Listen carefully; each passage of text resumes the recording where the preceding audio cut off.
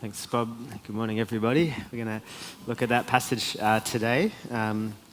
If you weren't here earlier when Jo did the announcement, she just did share with everyone that Sue's funeral is tomorrow and in Deception Bay at 1 o'clock, and there is plenty of space available. Emily said to let everybody know, so if you would like to come, just see Jo after, she can give you the address. And there is an option to live stream as well, but there'll be a great celebration tomorrow, especially for Emily and her family, and just celebrating Sue's life. And so we're going to have a look at this passage on and a parable. And we haven't actually had parables recently.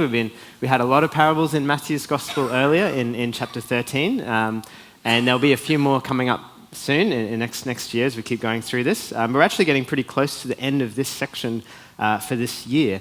Around this idea of Jesus being the Messiah, but being a servant. And even next week, we'll see in the rest of this chapter, he literally says that he's come not to be served, but to serve.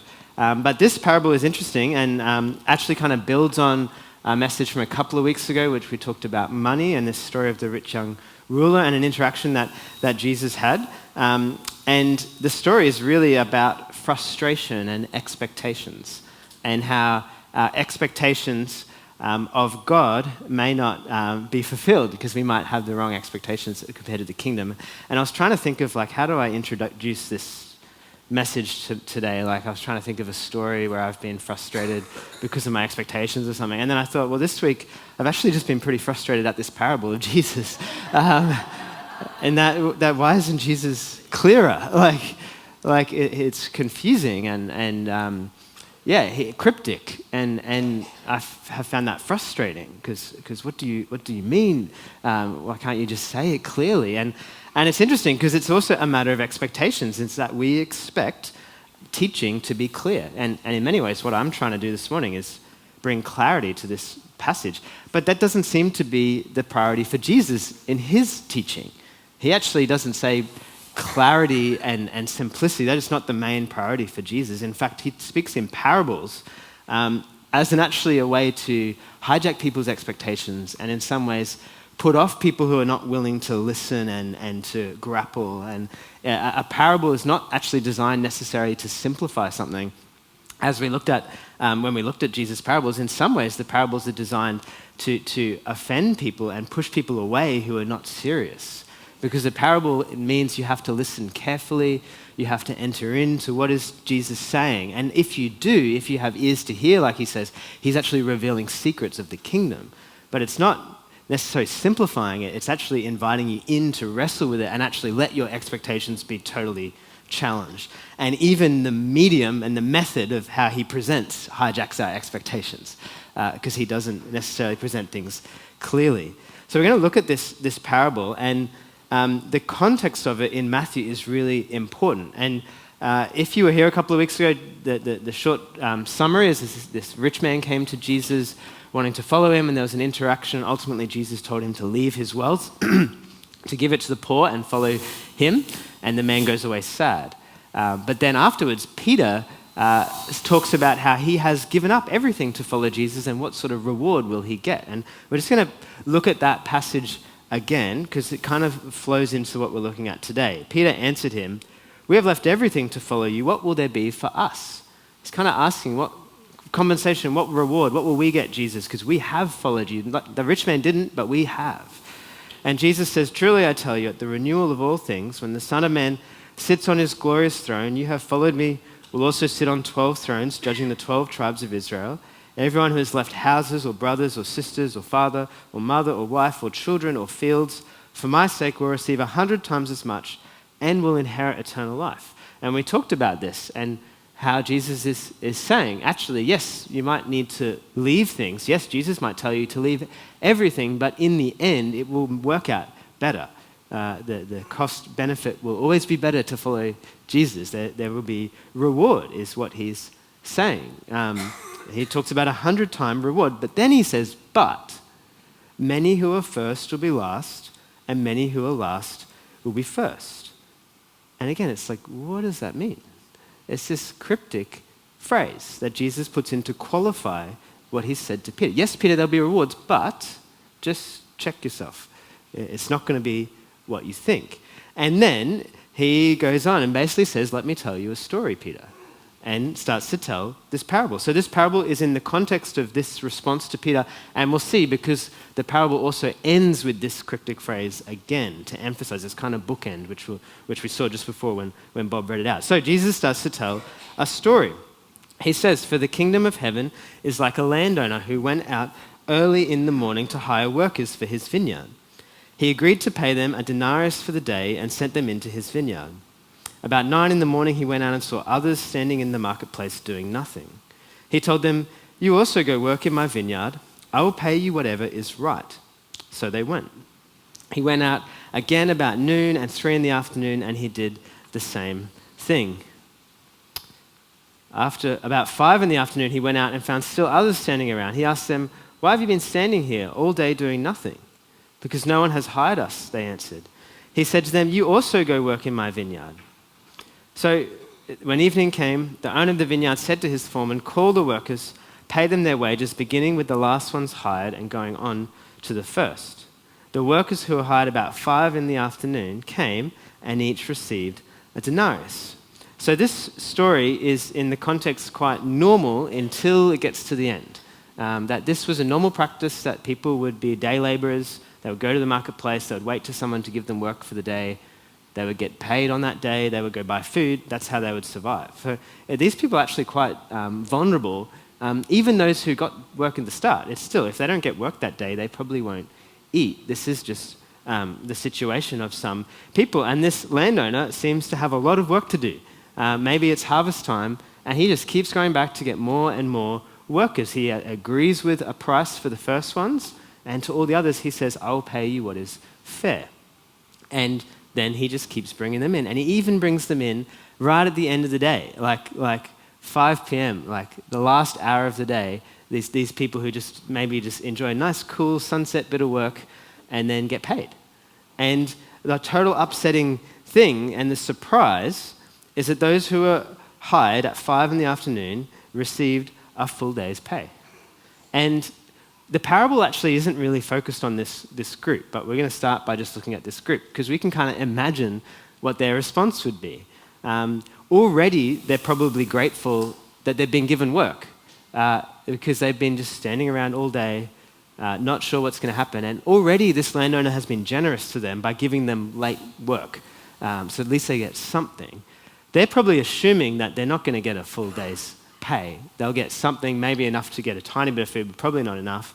But then all of a sudden he gives them the full amount, far more than they deserve for the work that they've done. And you may not, it doesn't say what this group is, but we can assume that they would be surprised, assume that they would be incredibly grateful, assume that they would recognize that this is an act of generosity they've received. This is not a payment for work done that they've received. This is actually a lavish gift. And it means that they can eat. It means that they can, support their family. They would be incredibly grateful and joyful. And in many ways, I think we are to see ourselves, or one part of this parable is that we can see ourselves as these people, that we are the lucky latecomers. Got a bit of alliteration today. And in many ways, Peter is this as well. In many ways, Christianity is based on this idea of generosity and grace, not work. We know that. And I think this is true even of Peter, who, even though maybe he's one of the first disciples, maybe he's given up everything to follow Jesus, but he's still a latecomer. Like he wasn't the first person you would pick. He wasn't with some other rabbi excelling in some school and Jesus picked the top. Like Jesus picked him as a fisherman, as someone that no other rabbi or teachers were picking. Peter is a recipient of grace right from the start, and then even throughout his life, and particularly when he stumbles, he has been given grace and generosity. And that is true of all of us. If we have come to know Jesus, if we're in the kingdom, it's because of generosity, it's because of grace, it's ultimately because of Jesus' sacrifice. And even if it's been that way for a long time, even if we've been believers from a young age, even if we maybe came into the kingdom before other people, Actually, we are all to see ourselves as these lucky latecomers who aren't getting paid for work done. We don't get rewarded or paid commensurate to our work for God. We don't pay to get into the kingdom. We actually just receive it as a gift of grace, which means we cannot boast. And even this parable could be hinting towards even what will happen after Jesus' resurrection, when Gentiles will come into the kingdom as latecomers. God's plan and God's work throughout most of the Bible, through most of history, is through the Jewish people. If you want to be part of the people of God, you need to become a Jew. But then after Jesus' resurrection, Gentiles are welcomed in, full inclusion, don't have to become Jews. And unless there's anyone Jewish here, that's us. We are the latecomers who've been welcomed in to the family of God by grace. It's interesting even just to think of ourselves, because sometimes we can think of Christianity just as the Western religion and the church is here for 2,000 years. But in God's plan of history, right, his work was through Israel, and then all other nations, by grace, have been allowed to be a part of that. We are only a part of it because of grace. And grace levels us we don't deserve. It humbles us that we have to receive it. And the posture, I think, of these lucky latecomers and the posture that we want to have and are called to have in the kingdom is just simply a posture of being grateful for grace. That no matter how long we have been serving God, it's still we are here by grace. Everything is by grace. So it's gratitude for God's generosity. But there's a danger that we can start there under grace, but we can start to serve God, work for God, suffer for God, lose things like Peter's talking about, and start to feel a sense of entitlement or a sense of him owing us. And it's a tricky one because the Bible does talk about rewards. And Jesus is talking to Peter about rewards. Yes, Peter, you've lost things, but there will be rewards. But there's a tension here that the rewards could start to breed entitlement or expectation, and that's what we see in this next group. From verse 8, it says, "When evening came, the owner of the vineyard said to his foreman, 'Call the workers, pay them their wages, beginning with the last ones hired and going on to the first.' The workers who were hired about 5 PM came and each received a denarius. So when those who were hired first, they expected to receive more. They've done more work, they should get more pay. That makes sense. But each one of them also received a denarius. When they received it, they began to grumble against the landowner. 'Those who were hired last worked only 1 hour,' they said, 'and you have made them equal to us who bore the burden of the work and the heat of the day.'" Again, these workers, it's the generosity still of the farmer, of the landowner that's given them work to start with, but they did have an agreement for a certain amount of pay. They did their day's work and they got paid for it, but there's people who did less work who got paid more. And this just seems totally unfair to them. And from a human point of view, from an employer relations, from business practice point of view, it's quite unfair. It's probably also doesn't seem like a very good business decision because everyone's going to want to start work at 5 o'clock the next day, right? Like no one's going to start at the start.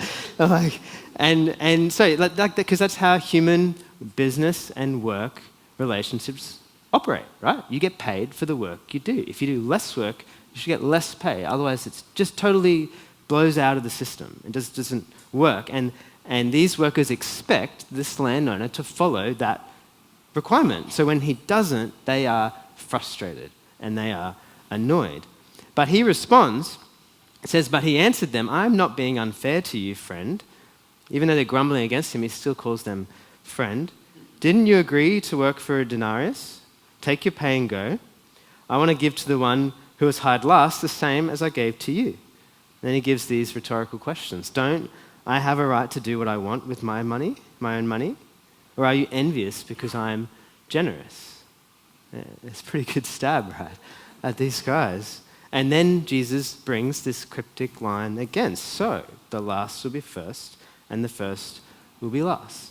So the parable is an explanation of what he means by this. And this line comes when he's talking to Peter. Yes, there'll be rewards, but this, the last will be first, the first will be last. It's not what you expect, Peter. And this seems to be quite a subtle warning, I think, to Peter, and even the fact that it's in a parable, it's quite subtle in a sense, of the danger of pride and comparison and expectations for Christian workers. Because Peter probably, after the rich young man walked away, was feeling somewhat superior to him. The rich man couldn't give it up everything. Peter says, we've given up everything.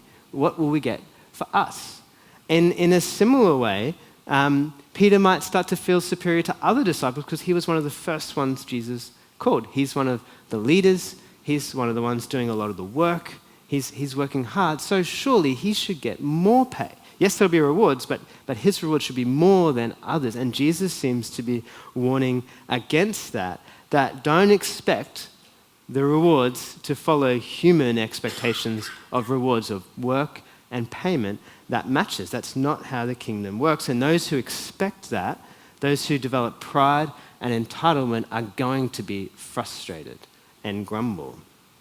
Because that's how the world operates. The world operates on merit and performance, labor and reward. Those who work longer should get paid more. Those who work less should be paid less. But the kingdom is something totally different. God's economy is something totally different. And if we expect it to be like we think, we will be frustrated. And this is the warning that we can become the frustrated workers. I think really this is, in many ways, is a key point of this parable. It's a subtle warning to be careful of this.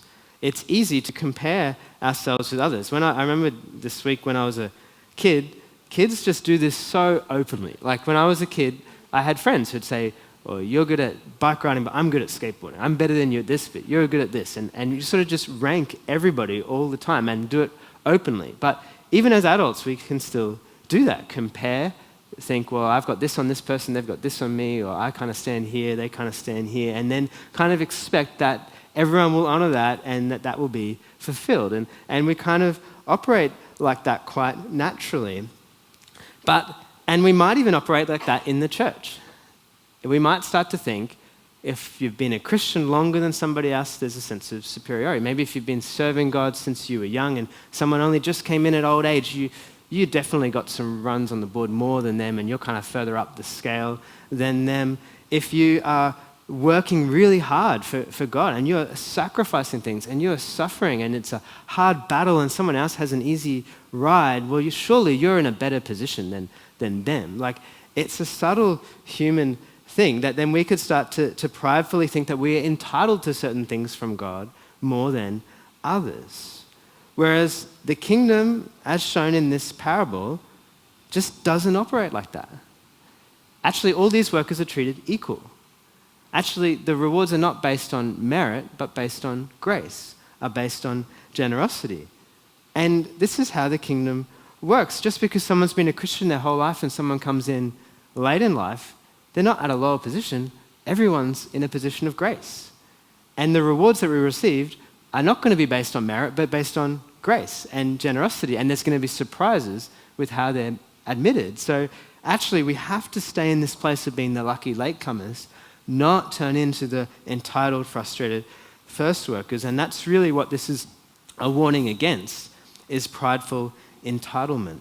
And I think it's a subtle warning to Peter, and it's a subtle warning for those who do sacrifice for Jesus. Remember, the rich young man couldn't give it up, but Peter has. And sometimes we might have to. But then the battle will be not becoming proud because of that and thinking that we're better than others or that we deserve more from God because of that. Actually, we are all recipients of grace. And if we give things up, it's in response to God's grace. It's not to earn anything from Him. So this is a danger that we need to be aware of. But really, I think this parable primarily is about the landowner. He is the star of the show. He is the focus. There's these two groups, and we can sort of pick where we might tend to fit with them. But really, it's this landowner that's the focus, and his incredible generosity, in that he just keeps going out and getting more and more workers. He wants people to come. And then even when people complain, he just pushes back, even with generosity, even with grace towards them. And he says that he is fair. He does not pay people less than they deserve, but he is generous and he can do what he wants with his money. And what this landowner wants to do, who's obviously a picture of God's heart and Jesus' heart, is he wants to give generously to these people that other people think don't deserve it. That's what this landowner is like. And I think this, again, could be a subtle rebuke to Peter, because it's interesting, right? Like Jesus says in this interaction just before this, so let's have a look at this. Jesus said to this rich young man in the chapter before, he said, if you want to be perfect, sell your possessions, give to the poor, and you'll have treasure in heaven, then come follow me. Obviously, we said the issue with this man is that he worshipped money. He needed to confront that idol. But then the heart that he is to have a heart of generosity to the poor, to give to the poor, which is a way to have treasures in heaven, which is like to access the life of heaven, and there will be rewards in heaven it's looking towards as well, and then follow Jesus. And that's what Jesus calls this guy to do. Peter then talks about what he's given up. But it's interesting that Peter doesn't actually talk about how much he's given to the poor, right? Like he's had to sacrifice things, but he's not actually talking from a heart of generosity necessarily. He's talking from a heart of, yes, we've had to leave these things, but what do we get? But I think what we see in this father's heart in this parable is just his heart of generosity. And it's so interesting, just this word particularly, that Jesus says to the rich ruler, if you want to be perfect, this is what you are to do. Now, obviously, the key is to follow Jesus and by grace, grow to be a person of love and generosity. But this word perfect kind of harks back to something Jesus said in the Sermon on the Mount, because he talks about being perfect like the Father is perfect. And again, it's in the context of generosity. So I'm just going to read this passage out from Matthew 5:43. Jesus speaking says, you have heard it was said, love your neighbor and hate your enemy. But I tell you, love your enemies, pray for those who persecute you, that you may be children of your Father in heaven. He causes his sun to rise on the evil and on the good, and sends rain on the righteous and the unrighteous. If you love those who love you, what reward will you get? Are you not even tax collectors doing that? And if you greet only your own people, what are you doing more than others? Do not even pagans do that? Be perfect, therefore, as your Father in heaven is perfect. What in this passage and in Jesus' encouragement and this parable is the defining characteristic of the Father that makes him perfect, in that he loves everybody, particularly people who don't deserve it. That's what God is like. That's how the kingdom operates, particularly towards those that the world thinks don't deserve it, particularly to those who are least and last, that have been rejected. And the call of this parable and of Jesus teaching the Sermon on the Mount is that we are actually to become like this lavish landowner. Because it's easy kind of to look at this parable and it just seems crazy, right? Like, yes, he can do that. He can give that money to the people who worked short hours if he wants to, but I wouldn't do that. But the call is, this is what the kingdom of heaven is like. This is why it's a challenge to Peter. Jesus is saying, well, if you want to be a part of the kingdom, it actually looks like this. It actually looks like generosity to the poor. It actually looks like generosity to the least, because that's what God is like. And actually, that's who we're called to be like. And this generosity is lavish. And again, Christianity and Jesus' teaching on loving enemies sounds like a high ideal, but it's not actually being presented like that. It's actually being presented as that's God's kingdom. That's actually expected in God's kingdom. Love for enemies is not like a higher rung. It's like, if you want to be like the Father, that's what you have to do. If you want to represent the Father, you have to be generous to people who don't deserve it. That's really what the parable is saying. And there's even an interesting play in this parable because the landowner agrees to pay the first workers a day's wage, which was a standard amount. But then to the latecomers, he says, I'll pay you what is fair. But that word actually means just. I'll pay you a just amount. I'll pay you a fair amount. Because we might say that the amount that he decides to pay them is lavish and generous, and it is generous, but it's also just. And the point is that in the kingdom, it's just to be generous. It's not an option. It's actually required. And particularly in this case, if you think about the context, these last workers, yes, they didn't work a full day, But if they don't get paid a full day, they're not going to eat. These are the people no one else wanted to employ for the day. It doesn't say why that is the case, but it's probably just because they're the kind of marginalized, oppressed, maybe not very capable, maybe sick workers that nobody wants. And if no one pays them a full day, they're not going to be able to feed their family. So this is actually an issue of justice.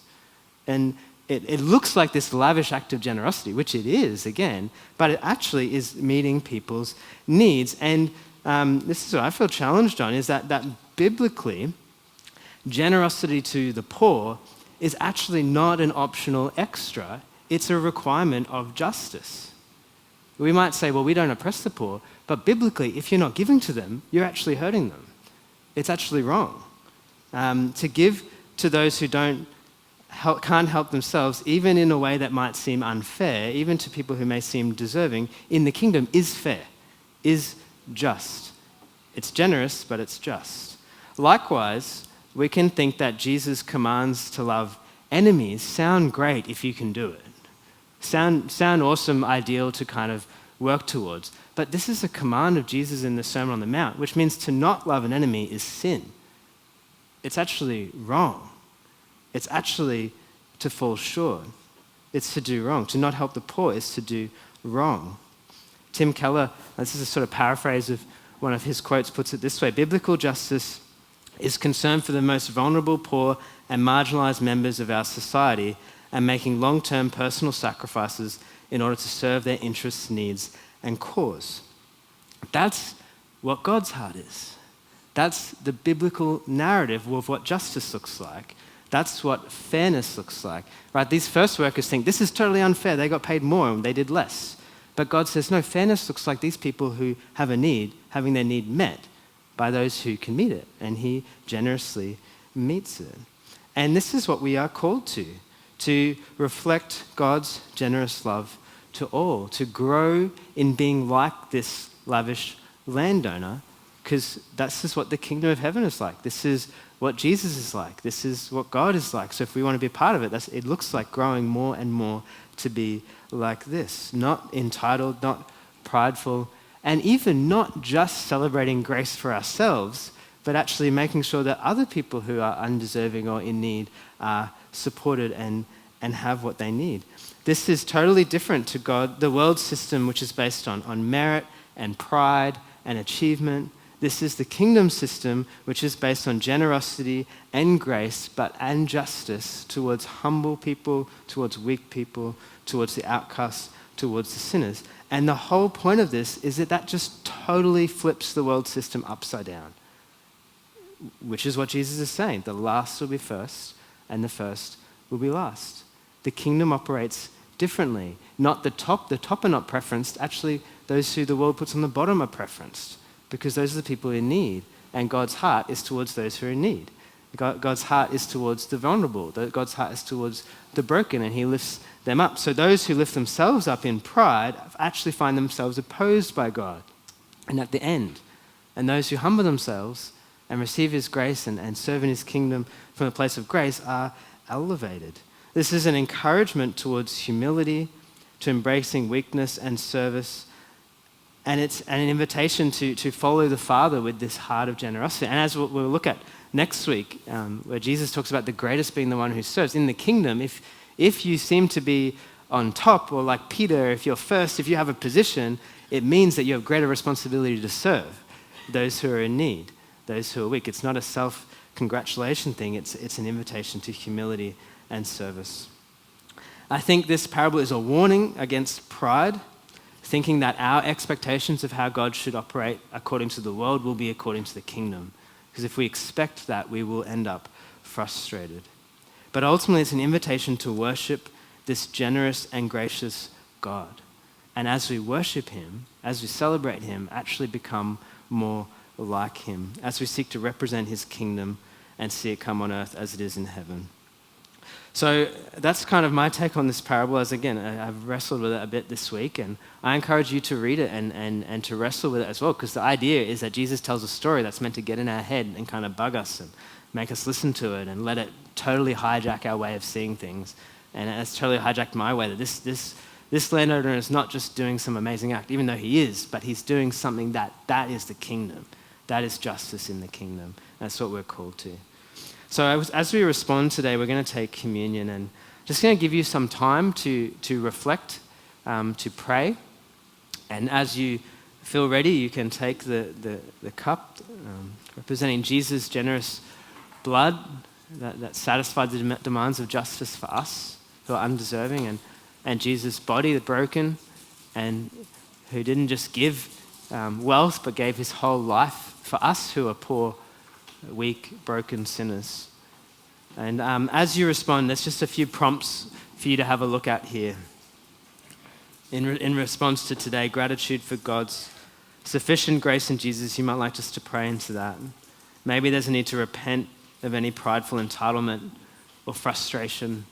Just think about maybe what are the sort of things that have been coming out of your mouth this week? Are they praises or are they complaints? And are they frustrations at other people? And we need to repent, and we need to pray to become like the Father, to be abundant in generosity and love towards all.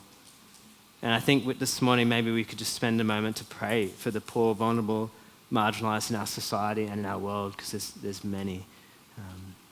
So I'm just going to give you some time. I think Matt's just going to play, and yeah, feel free. Let's just have this time with the Lord.